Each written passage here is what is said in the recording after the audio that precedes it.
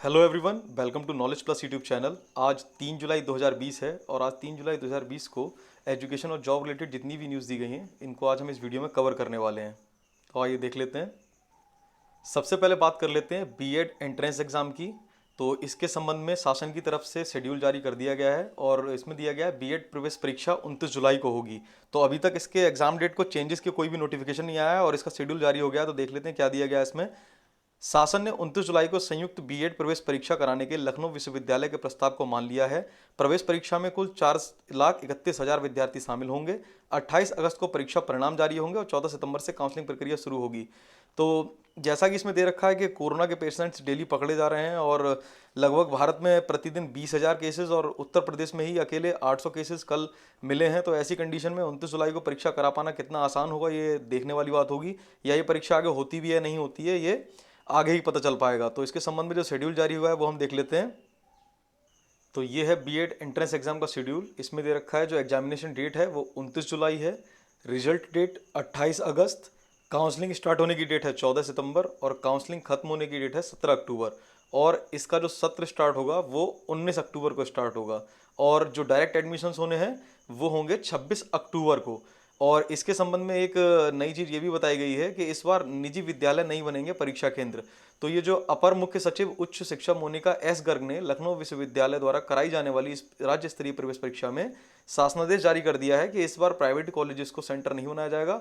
और ऐसा डिसीजन सिर्फ इसलिए लिया गया है ताकि नकल पर नकेल कसी जा सके, ताकि क्योंकि नकल पे सेंटर्स बहुत जगह एग्जाम लीक हो जाता था या फिर नकल माफिया नकल कराते थे। तो इसको देखते हुए सख्ती अपनाई जा रही है और प्राइवेट कॉलेजेस को सेंटर नहीं बनाया जा रहा है। नेक्स्ट न्यूज़ है जेई मेंस और नीट के एग्जाम से रिलेटेड। इसमें दे रखा है क्योंकि कोरोना बहुत ज़्यादा चल रहा है तो कोरोना के चलते कोई भी परीक्षा इस टाइम अभी नहीं हो पा रही है।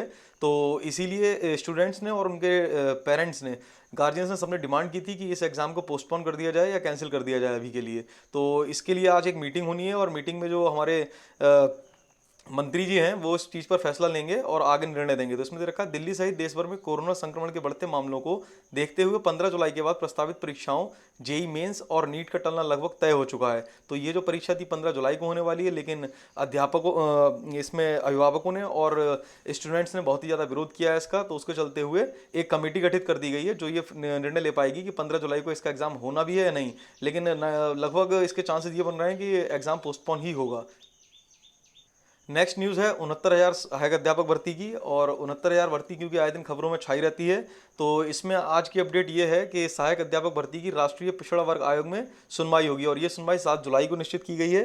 दरअसल इसमें दिन प्रतिदिन कोई ना कोई मैटर अटैच होते जा रहे हैं, क्योंकि गवर्नमेंट हुई या हाई कोर्ट या सुप्रीम कोर्ट तो इसमें शिथिलता बरत रहे हैं, कोई ज़्यादा एक्टिवनेस नहीं दिखा रहे हैं। लेकिन दूसरी तरफ ये परीक्षा रद्द कराने की मांग और पेपर को कैंसिल और इस भर्ती को कैंसिल करने वाले लोग प्रोएक्टिव हो गए हैं और बहुत ही सुपरफास्ट स्पीड से काम कर रहे हैं इसमें।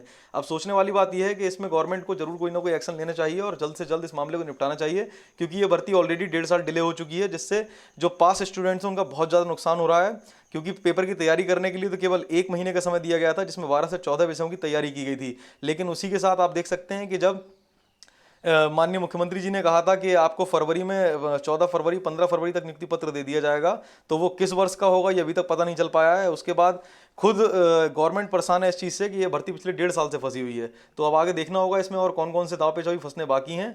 उम्मीद यही की जा रही है कि इसकी जो मुख्य सुनवाई 14 जुलाई को होनी है सुप्रीम कोर्ट में, हो सकता है उसके बाद 1 या संभवतः 2 तारीखों में इसका निस्तारण हो सकता है।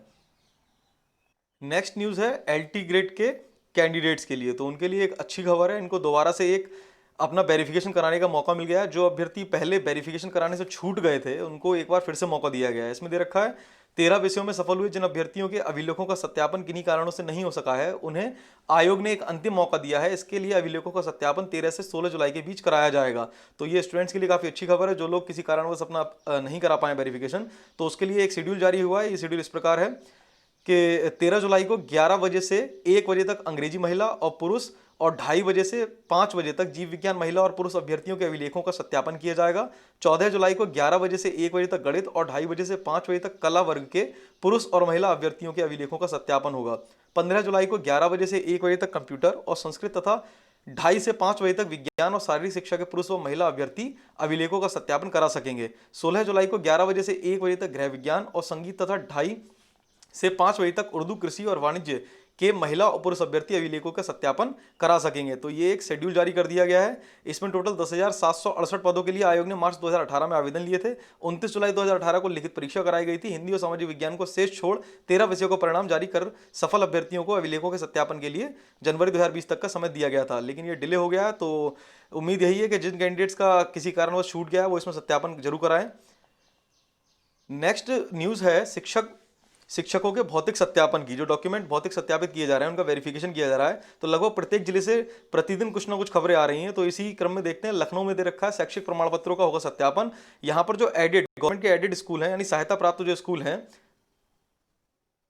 उनका सत्यापन भी किया जाएगा। इसमें दे रखा है सरकारी प्राइमरी स्कूलों में कस्तूरबा गांधी बालिका विद्यालय व शिक्षा मित्रों अनुदेशकों की नियुक्ति में मिली गड़बड़ी के बाद अब सहायता प्राप्त स्कूलों के शिक्षकों पर भी शासन की नजर है। इसके लिए शिक्षकों के सभी प्रमाण पत्र सत्यापन के लिए आदेश जारी कर दिए गए हैं। इससे विभाग में हड़कंप मचा हुआ है। प्रदेश में फर्जी शिक्षकों के खिलाफ बेसिक शिक्षा विभाग अभियान पहले से चल रहा है। प्रदेश के सरकारी स्कूलों में 119 शिक्षक ऐसे मिले हैं जिनके एक ही नाम व पैन नंबर से 2 से 3 जगह से वेतन निकाले जा रहे हैं। तो ये हम देख सकते हैं प्रतिदिन कुछ ना कुछ इसमें भ्रष्टाचार और गड़बड़ियां सामने आ रही हैं जो शिक्षकों से जुड़ी हुई हैं। इसी तरह और डिस्ट्रिक्ट्स में भी ये न्यूज़ दे रखी हैं। ये न्यूज़ है बरेली की और इसमें दे रखा है कि 12 वर्षों तक बिना नियुक्ति पत्र के नौकरी करते रहे 2 शिक्षक। ये मामला है बरेली का और इसमें दे रखा फर्जी मार्कशीट मामले में 4 शिक्षकों पर भी मुकदमा किया गया। हाईकोर्ट के स्टे पर पाली थी दोबारा नौकरी। तो ये देख रहे हैं कि हम प्रतिदिन कुछ ना कुछ ये शिक्षकों के बारे में दिया जा रहा है। नेक्स्ट यही न्यूज़ है वाराणसी से। यहाँ पर दे रखा है 5 अध्यापक उठा रहे थे 2-2 जनपदों से पूरा वेतन और 700 शिक्षकों के प्रमाण पत्र फर्जी होने का अंदेशा। तो इस प्रकार जो मुख्यमंत्री महोदय हैं उन्होंने इस चीज़ का आदेश भी जारी कर दिया है कि जो फर्जी शिक्षक पकड़े जा रहे हैं इनको बर्खास्त किया जाएगा और इनसे लगभग 900 करोड़ की रिकवरी भी की जाएगी। नेक्स्ट न्यूज़ है एसएससी जूनियर हिंदी ट्रांसलेटर की वैकेंसी आई है, जो कि इनका विवरण इस प्रकार है। जूनियर हिंदी ट्रांसलेटर और जूनियर ट्रांसलेटर इसके 275 पद हैं टोटल, और उसी जगह सीनियर हिंदी ट्रांसलेटर के टोटल 8 पद हैं। तो ये हो गई जूनियर हिंदी ट्रांसलेटर की वैकेंसीज जो कि एसएससी ने निकाली हैं। तो इसमें कैंडिडेट्स अप्लाई कर सकते हैं। अब बात कर लेते हैं आरआरबी एनटीपीसी एग्जाम की, जो कि बहुत दिनों से काफ़ी स्टूडेंट्स इस चीज़ का वेट कर रहे हैं, क्योंकि अभी तक ना तो इसका कोई एग्जाम शेड्यूल जारी हुआ है और ना ही इसके बारे में कोई प्लानिंग की गई है। ये अब तक की सबसे बड़ी भर्ती मानी जा रही है, क्योंकि इसमें लगभग 1.25 करोड़ स्टूडेंट्स ने इसने अप्लाई किया है और ये काफ़ी बहुप्रतीक्षित परीक्षा होने वाली है। तो इसमें देख लेते हैं न्यूज़ क्या दी हुई है। रेलवे भर्ती बोर्ड द्वारा विभिन्न रेलवे जोन में non technical popular category that means NTPC में 35,000 से अधिक पदों पर भर्ती के लिए चयन प्रक्रिया के अंतर्गत पहले चरण की CVT 1 परीक्षा के लिए कार्यक्रम की घोषणा हाल फिलहाल में जल्द नहीं की जा सकती है। रेल मंत्रालय द्वारा हाल ही में 18 जून 2020 को दी गई आधिकारिक जानकारी के अनुसार आरआरबी एनटीपीसी नोटिफिकेशन के माध्यम से 35,028 विभिन्न रिक्तियों के लिए भर्ती बोर्ड को 1,26,30,885 आवेदन प्राप्त हुए हैं। रेल मंत्रालय ने बताया कोविड-19 की स्थिति से पहले तक रेलवे भर्ती बोर्ड एनटीपीसी परीक्षा की तैयारी के लिहाज से एडवांस स्टेज में थे। हालांकि इस महामारी के चलते सभी तैयारियों में रुकावट आई गई है और अभी भारतीय रेल इस भर्ती प्रक्रिया की स्थिति के आसान होने से शुरू कर देगा। तो देखने वाली बात तो ये है कि सबसे बड़ी बात कि जब 1 साल से ऊपर हो जाता है और भर्तियों को संपन्न तो छोड़िए, स्टार्ट कराने की भी कोई सुध नहीं लेता है। तो अब ऐसे में जो विभाग है संबंधित, इनको बहाना मिल गया कोरोना का। अगर यही कहीं चुनाव होते हैं या कुछ भी होता है तो गवर्नमेंट को कोई परेशानी नहीं आती है, कोई दिक्कत नहीं आती है। सारी सोशल डिस्टेंसिंग की धज्जियां उड़ा दी जाती हैं, सैनिटाइजेशन का काम हो जाता है, सेंटर्स का काम हो जाता है, सारे काम हो जाते हैं। घर से उठाकर वोटर ला सकते हैं वोट डालने के लिए। लेकिन बात जब शिक्षा और रोजगार की आती है तो गवर्नमेंट को तमाम बहाने मिल जाते हैं, चाहे वो हाईकोर्ट और सुप्रीम कोर्ट में भर्तियां फंसी हों। अगर एक बार हाईकोर्ट की दहलीज पर कोई भर्ती पहुंच जाती है तो उसके बाद एक ही बस वक्तव्य आता है, वो है कि मामला न्यायालय में विचाराधीन है और हम इसमें कुछ नहीं कर सकते। जब गवर्नमेंट इस मामले में कुछ कर ही नहीं सकती है तो फिर गवर्नमेंट क्यों फिर चुनी जाती है? सारा काम फिर हाईकोर्ट और सुप्रीम कोर्ट से करवा लिया जाए, फिर क्यों चुनकर ये सरकारी मंत्री और लोग जाते हैं? और ये कर्मचारी और अधिकारियों का क्या होगा फिर? ऐसे में बहुत ही ज़्यादा दिक्कत होती है, स्टूडेंट्स को देखने को मिलती है, क्योंकि नेता और गवर्नमेंट का तो कुछ नहीं बिगड़ता है, लेकिन एक स्टूडेंट की पूरी ईयर बर्बाद हो जाती है। तो इसी कंडीशन में एक बता रहे हैं कि उम्मीदवारों को मास्क पहनना पड़ेगा, जिसके कारण हमशक्ल बनकर परीक्षा देने वालों पर लगाम लगाने में चुनौती होगी। तो अब सबसे बड़ी बात तो ये केवल फेस की केवल वेरिफिकेशन होना है, इसके साथ साथ हमारा थंब और फिंगर के वेरिफिकेशन भी होते हैं। चाहे तो टेक्नोलॉजी की हेल्प से हम सभी प्रकार से एग्जाम को कंडक्ट करवा सकती है गवर्नमेंट, लेकिन ऐसा कुछ करवाएगी नहीं, क्योंकि सारी टेक्नोलॉजी तो सिर्फ चुनावों में यूज होती है।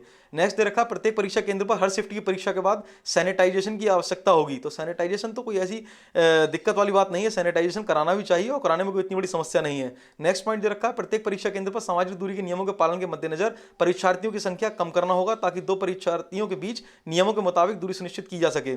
इसका भी सॉल्यूशन एक ये हो सकता है कि अगर कोई परीक्षा एक महीने में कंडक्ट की जा रही है तो उसे बढ़ाकर 15-20 दिन एक्सटेंड किए जा सकते हैं। इससे स्टूडेंट्स की संख्या भी कम हो जाएगी और एग्जाम भी कंडक्ट करा लिया जाएगा। लेकिन उसके लिए गवर्नमेंट की ये मंशा होनी चाहिए कि वो वास्तव में एग्जाम कंडक्ट कराना चाहते भी हैं, रोजगार देना चाहते भी हैं, शिक्षा के क्षेत्र में कार्य करना चाहते भी हैं अथवा नहीं।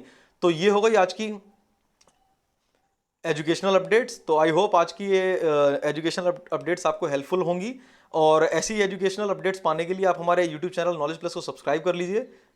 साथ ही पास वाले बेल आइकन को भी प्रेस कर दीजिए, जिससे सभी लेटेस्ट वीडियोस के नोटिफिकेशंस आपको तुरंत मिल सकें। Thanks for joining with us. मिलते हैं आपसे नेक्स्ट वीडियो में।